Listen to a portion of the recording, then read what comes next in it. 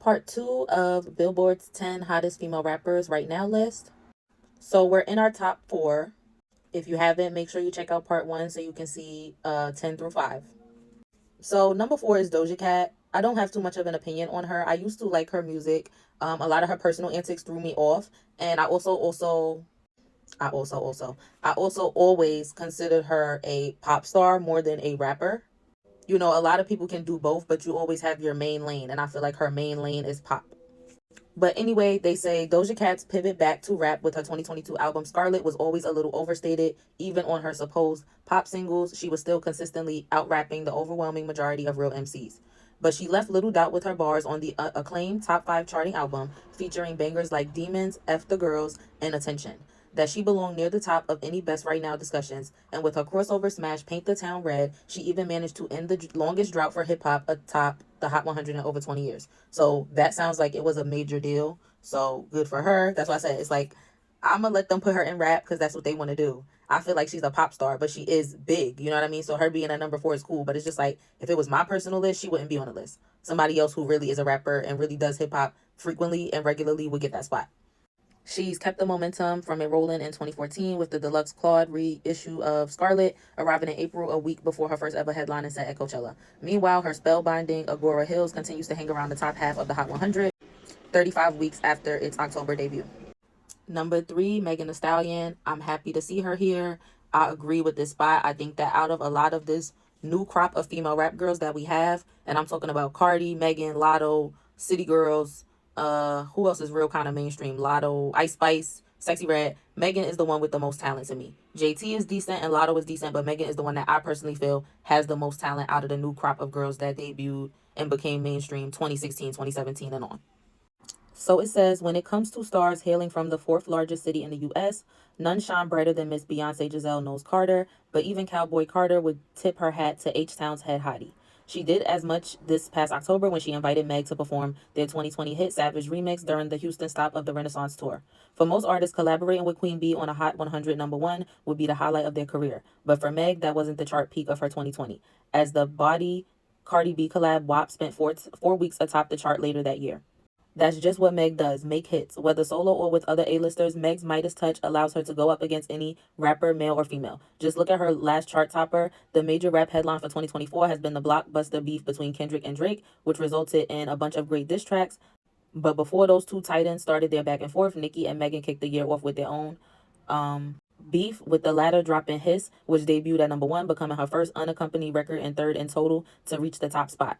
I definitely agree with this, that Megan and Nicki started off this whole energy of beef that's been going on. Like Kendrick and Drake came after that. The JT and Suki thing came after that. All the big beefs came after Nicki and Meg beef. So they definitely kicked it off. And Meg threw the first shot with Hiss. Nicki came back with Bigfoot. So Megan is the catalyst of all the beef that's been going on this year in music, in my opinion. Also, I feel like they giving Meg a lot of credits for making hits, which she does. But I do think that Megan just really needs to work on her versatility and just making better songs, like for what she's gonna release as a single. Yeah.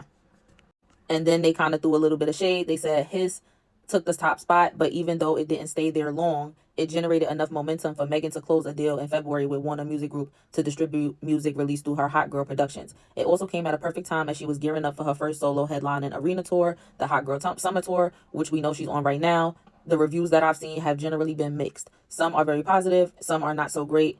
And just from what we see, as far as like the guests that she's bringing out, she did bring out Cardi, but then at the same time, she's also been bringing out people like Natalie Nunn and Scotty with the Body. So it's kind of a free for all.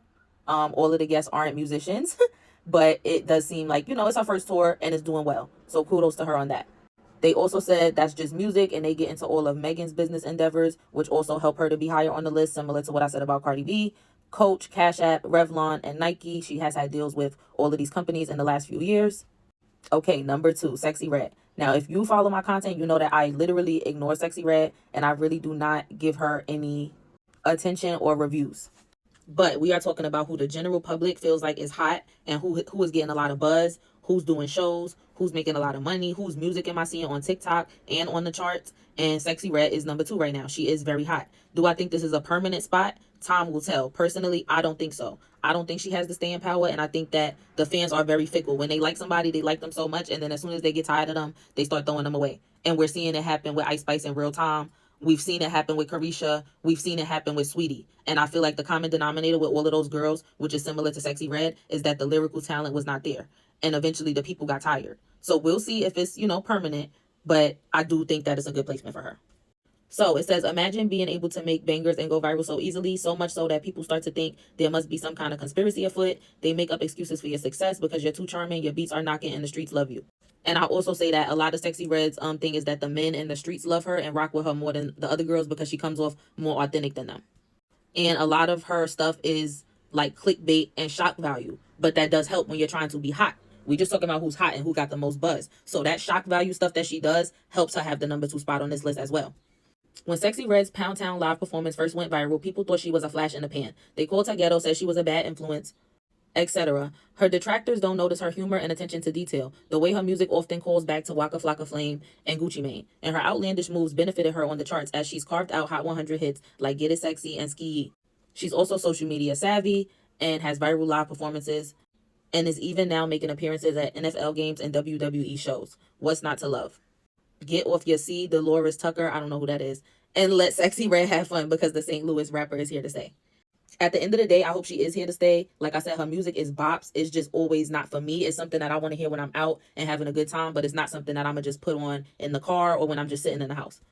But I'm always happy to see another black girl make it, so I hope that she is here to stay, and I hope that eventually we do get some type of versatility about her. I feel like she probably does have a story to tell, so maybe she will stop being so silly and actually tell us her story eventually. And number 1, perfect placement, the queen, Nicki Minaj. She is where she belongs. So they mentioned that Nicki Minaj co-signed Sexy Red for her first Hot 100 entry on Pound Town 2, which kicked off Red's ascension to stardom. They also mentioned that she teamed up with Ice Spice for the Barbie World track, which was a top 10 hit. But they didn't mention that she also gave Princess Diana remix to Ice Spice, which I think helped to legitimize and push her career as well. They also mentioned that PF2 topped the Billboard 200 with 228,000 sales the first week, and 14 tracks debuted on the Hot 100. 15 years after her breakout mixtape Beat Me Up Scotty, she's literally re-peaking. It's incredible to see. And she's on her Pink Friday 2 World Tour, which has been an amazing Magenta Splash victory lap, where she's reconnected with thousands of loyal barbs.